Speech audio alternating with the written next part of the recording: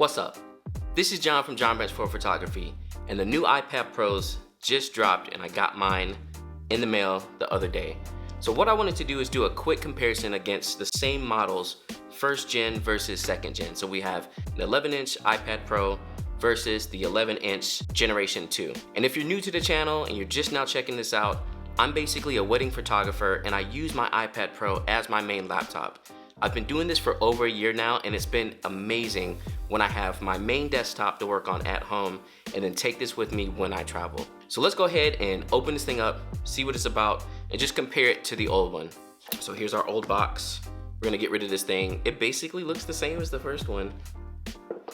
And here goes the new one. Like I said, they both look the same. Unboxing is pretty straightforward.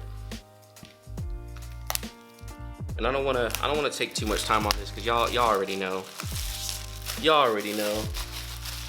Apple has really nice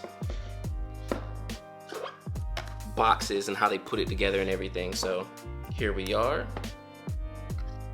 Let's see what we're getting in the box. Same stuff as before. My charger, my USB-C, documentation and stickers. Y'all already know that. We don't need to go over all that stuff. And here it is. It feels exactly the same as the old one. I don't think anything on this changed at all.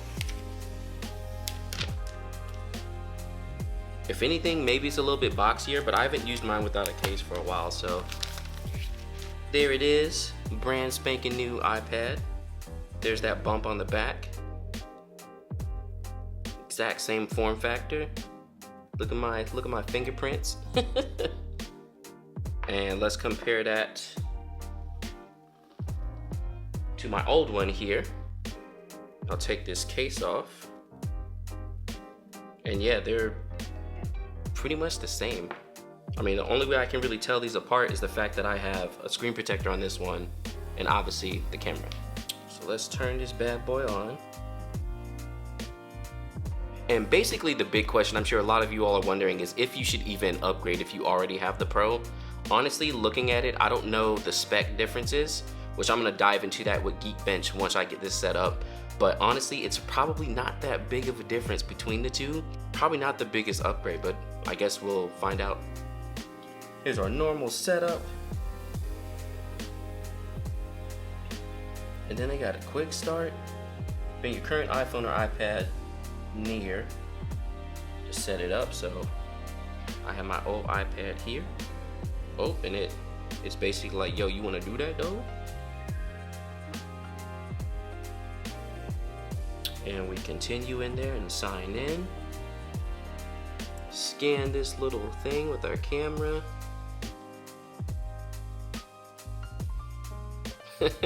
These new setups are really awesome. I'm not used to this being able to just scan it in from your old one and bring it over. So that's really, really cool.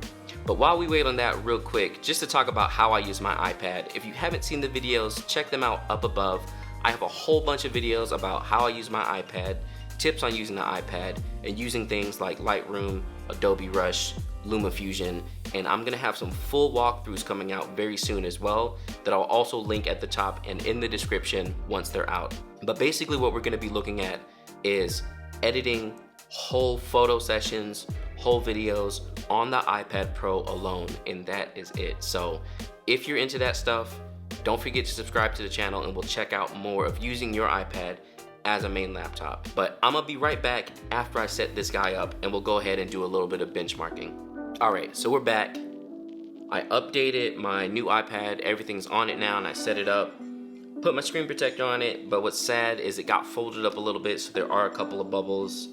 So I'm probably just gonna have to take it off, but I talked about this in my video of different accessories for the iPad Pro. So definitely check out that video up above. You can see things like the Paper-like screen protector, which I'm using on these iPads here.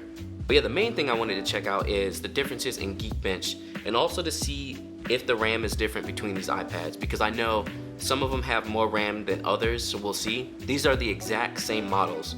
So 11-inch old school 256 gigs and 11-inch brand new 256 gigs. So let's go ahead and hop into Geekbench. And yeah, so here is my 11-inch 8-1 And here's the new one. Actually, you know what? I don't even know which one's the new one anymore. Yeah, 8.9 and 8.1. And it looks like this one is coming with 6 gigs of RAM. So the new one has more RAM in it. So it's definitely gonna be faster than the old one. Let's go ahead and hit this CPU and run a quick benchmark. All right, and there are results, and honestly, they're about the same. I'm not seeing much of a difference at all. Honestly, is this the same processor? Look at this processor. That's crazy. So that's the big question there. Should you upgrade? I don't know. They're basically the same. So if you're not on one of the newer iPad Pros, go ahead and upgrade and get the new one. But for anyone who's already on an iPad Pro, I mean, there's more RAM on it, but it's basically just a refresh. It's just a little bit of new insides, and that's about it, and then the new cameras and things. So just as a quick note, I did run a compute test real quick just to double check, because I was really surprised at how close the numbers were. And the new iPad Pro did end up coming out on top with this test. You can see it here in these results. Now, one other thing I noticed, especially being a photographer, is the white balance on these screens are a little different. You're seeing the new one looks a little bit more magenta and maybe a tad bit warmer, whereas this old one here is very blue. And I'm curious to see if that translates to Lightroom. I don't know if my photos are loaded on this one yet. They are. Look at that. Yeah. Oh, we got crashes on the new iPad. Oh, now I gotta re-sign back in. Great job. All right, we're logged back in. So yeah, here's the same photo. You can see the white balance on the screens is very different. And obviously that's gonna be different for like every screen regardless. But it's weird that there's so much more magenta on this new one versus the old iPad. So I'm curious of how that's gonna affect my photos and editing and things. I tend to be a little heavy on the magenta side, so actually with photo editing, it may help me not be so heavy on magenta, but I'm not sure. Let's compare another photo, I guess. Let me see if I can filter this down to 5 stars only. So yeah, like, here's another photo. I mean, yeah, it's very subtle, the difference, but it's way more magenta, and it seems a little warmer. Let's see what else we got here. See what a black and white looks like. I mean, yeah, you can clearly see it on the black and white. I don't know if y'all can see it over the video, but there's a pretty drastic difference. So for photographers, that's something for you all to notice, is the difference of the screens here, and there's not a way to calibrate the screens yet as of what I know. I know I get that question a whole lot, so keep that in mind. Your screens are gonna vary. Who knows what they're gonna look like when it comes to editing.